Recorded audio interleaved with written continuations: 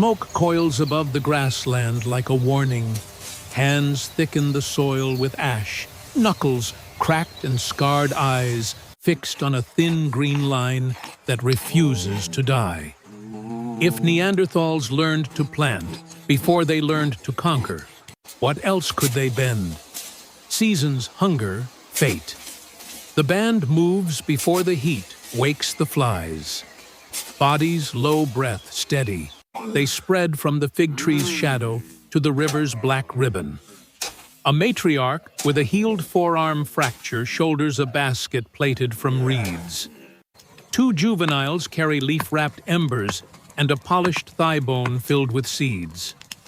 The seeds are small, bitter, stubborn einkorn and wild barley coaxed from last season's stray patch where flood silt held moisture when the sky would not. They do not speak.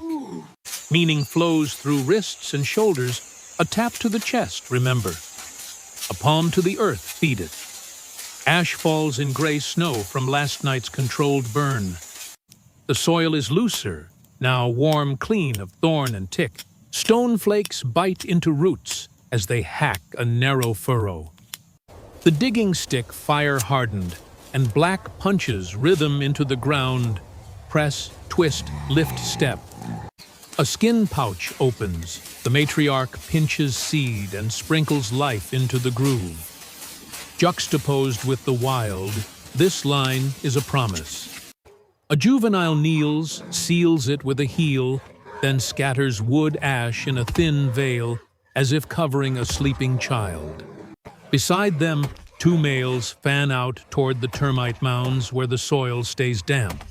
One carries a crescent of flint set into a wooden grip, with pine pitch and sinew, a sickle born from obsidian ideas and scraped knuckles. They test it on a stand of wild grass. The blade whispers through stems, dropping a tangle of heads into a net of woven bark fiber. The net swells with grain like a lung. They grin without teeth, faces smeared with clay against the sun. A flash of triumph too brief to be joy. On the river's edge, three females kneel by a shallow pit lined with leaves. One crushes tubers with a hammerstone dabbed in resin to keep the handle from slipping.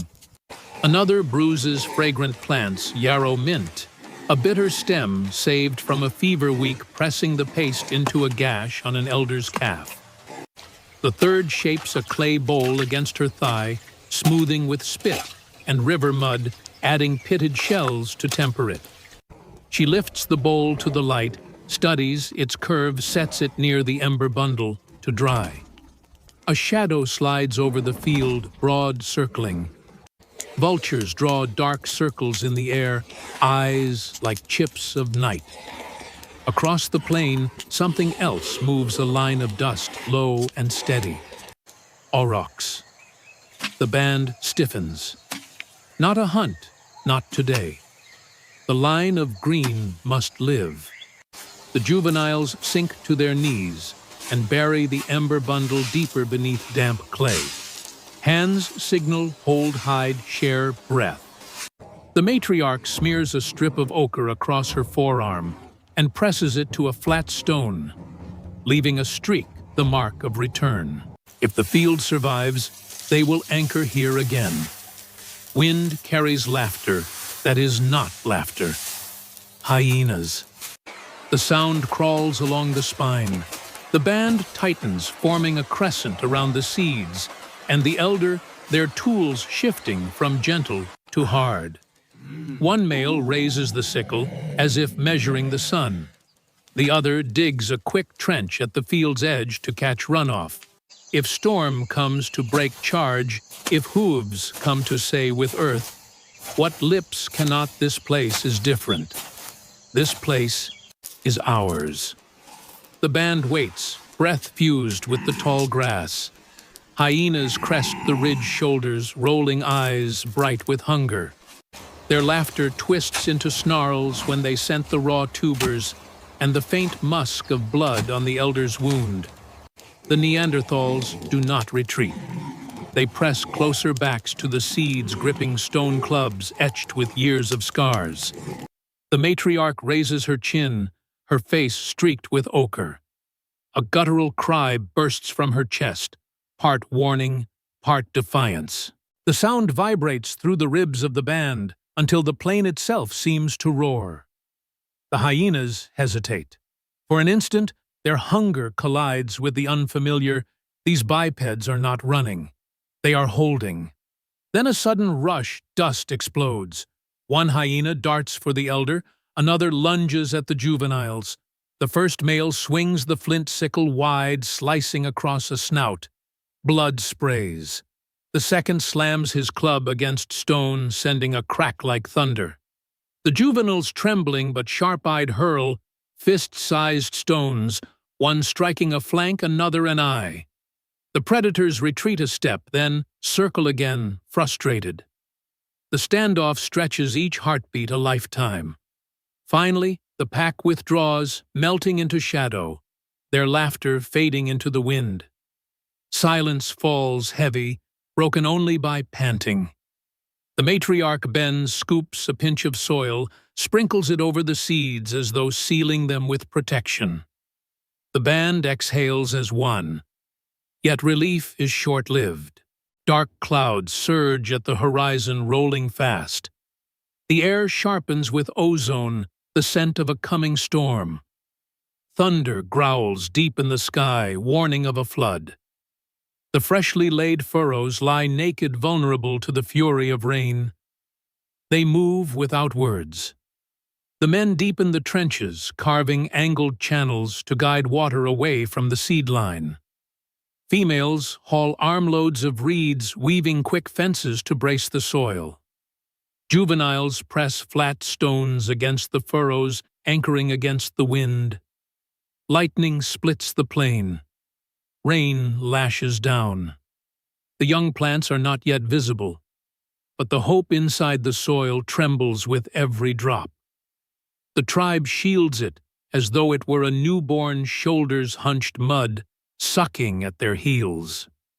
The storm passes as quickly as it came, leaving the world raw and shining. Pools shimmer across the plain, reflecting a sky ripped open by sunlight. The band stands drenched, caked in mud, but the soil line remains. Seeds are safe, tucked beneath earth, kissed by rain instead of stolen by it. Relief flows like fire through their veins. The matriarch lifts the clay bowl, now hardened by heat and storm, and dips it into a fresh puddle. She passes it from hand to hand. They drink not just water, but a promise. That night, the band huddles around the faint glow of their ember bundle, drying skins, sharing roasted roots. The elder stretches his wounded leg over warmed stones, while the healer presses herbs into the flesh, sealing it with a band of bark. Children gnaw charred tubers, their eyes heavy with sleep.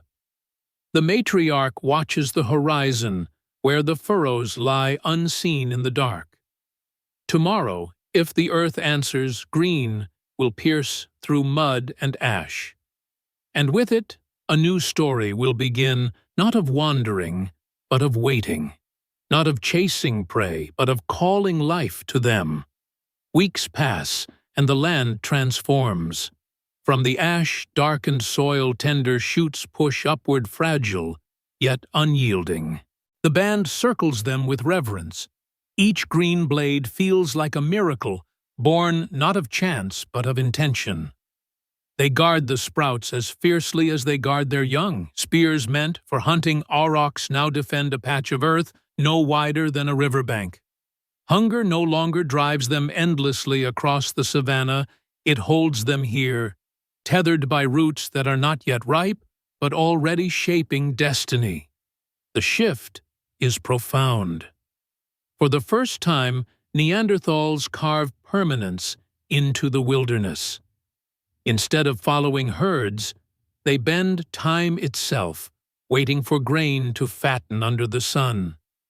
They experiment, scattering seeds in new furrows, mixing ashes with soil, saving kernels in reed baskets lined with clay. When predators approach, they are met not with fear, but with fury. the band striking as one to shield what must endure. The children learn by watching not only how to forage or fight, but how to coax life from earth. Knowledge passes in gestures, in scars, in patient silence. Yet survival is never gentle. Rival bands, drawn by the scent of smoke and the sight of sprouts, approach with suspicion. Tension hardens the air, stone tools gripped tighter, ochre markings painted across chests.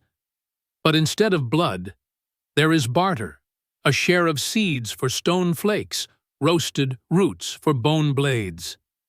Agriculture becomes more than survival. It becomes diplomacy, weaving strangers into fragile kinship. When the first harvest comes, the band feasts under the fig tree. Grain roasted on embers, roots softened in clay bowls, laughter breaking the long silence of wandering. The matriarch presses a stalk into a child's hand, a symbol of endurance. For the first time, the tribe does not just survive the world, they begin to shape it. Their legacy is written in soil, in fire, in the whisper of seeds that changed everything.